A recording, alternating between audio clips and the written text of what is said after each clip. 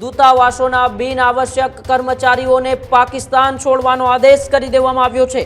કરાચીમાં US consulate બહાર હિંસક વિરોધ બાદ આ નિર્ણય લેવાયો છે। પાકિસ્તાનની અંદર આવેલી અમેરિકી કોન્સ્યુલેટના તમામ અધિકારીઓને આદેશ કરી દેવામાં આવ્યો છે કે તાત્કાલિક એ પાકિસ્તાન છોડી દો।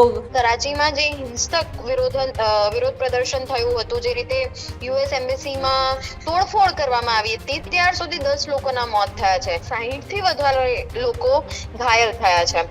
માર્કો રૂબિયોએ સ્પષ્ટતા કરી છે કે યુએસ સૈન્ય ક્યારેય શાળાઓને નિશાન બનાવતું નથી। ત્યારે જ ન્યૂઝરૂમ ગુજરાતની યુટ્યુબ ચેનલને સબસ્ક્રાઇબ કરો અને ઇન્સ્ટાગ્રામ અને ફેસબુક પર ફોલો કરો। અપડેટ રહો, સત્યની સાથે રહો।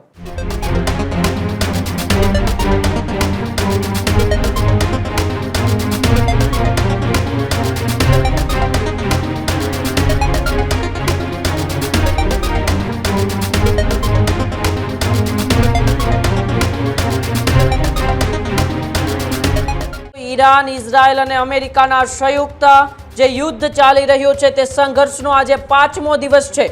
પાકિસ્તાનમાં રહેલા યુએસએ અધિકારીઓને એ સંદેશ આપી દેવામાં આવ્યો છે।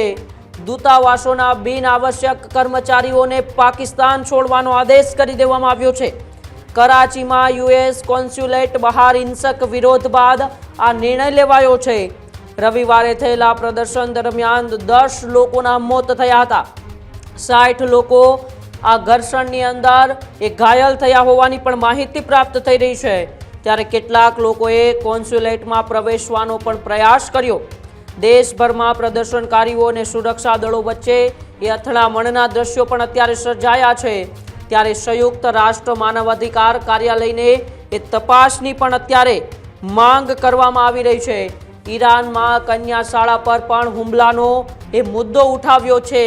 હુમલામાં 150 વિદ્યાર્થીઓના મોતનો દાવો કરવામાં આવ્યો છે। ત્યારે ઈરાન અને ઇઝરાયલ અને અમેરિકાના સંયુક્ત ઘર્ષણનો આજે 5મો દિવસ છે અને આજે એ 5મા દિવસે પાકિસ્તાનની અંદર ભયાનક દ્રશ્યો જોવા મળ્યા હતા, જેમાં અમેરિકાના કોન્સ્યુલેટ પર હિંસક પ્રદર્શનો દ્વારા હુમલો કરવામાં આવ્યો હતો અને હુમલા બાદ હવે અમેરિકાની પાકિસ્તાનની અંદર આવેલી અમેરિકી કોન્સ્યુલેટના તમામ અધિકારીઓને આદેશ કરી દેવામાં આવ્યો છે કે તાત્કાલિક પાકિસ્તાન છોડી દો।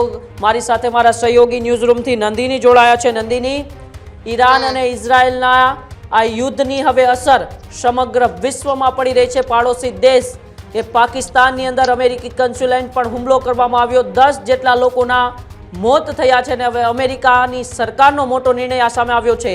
તાત્કાલિક રીતે પાકિસ્તાન છોડવાનો આદેશ આપી દેવામાં આવ્યો છે। જી બિલકુલ થી તો જે રીતના અત્યારે હાલ સ્થિતિ વણસી રહી છે ઉમંગ, એ પ્રમાણે જોતા આ બહુ જ મોટી ઘટના એવું કહી શકાય કે પાકિસ્તાનમાં રહેલા યુએસી અધિકારીઓને આ સ્પષ્ટ સંદેશ જે છે એ આપી દેવામાં આવ્યો છે। હવે વાત કરીએ તો અમેરિકા, ઇઝરાયલ અને ઈરાન સંઘર્ષના, જેમ કે તમે કીધું, જેવી રીતે આ 5મો દિવસ છે અને પાકિસ્તાનમાં અમેરિકી રાજદ્વારીઓ માટે આ મહત્વના સમાચાર એવું કહી શકાય, કારણ કે કરાચીમાં જે હિંસક વિરોધ પ્રદર્શન થયું હતું, જે રીતે યુએસ એમ્બેસીમાં તોડફોડ કરવામાં આવી હતી, ત્યારબાદ અમેરિકાએ તેના રાજદૂત એટલે દૂતાવાસોમાં જે બિનઆવશ્યક કર્મચારીઓ છે તેમને તાત્કાલિક પાકિસ્તાન છોડવાનો તો આદેશ આપ્યો જ છે।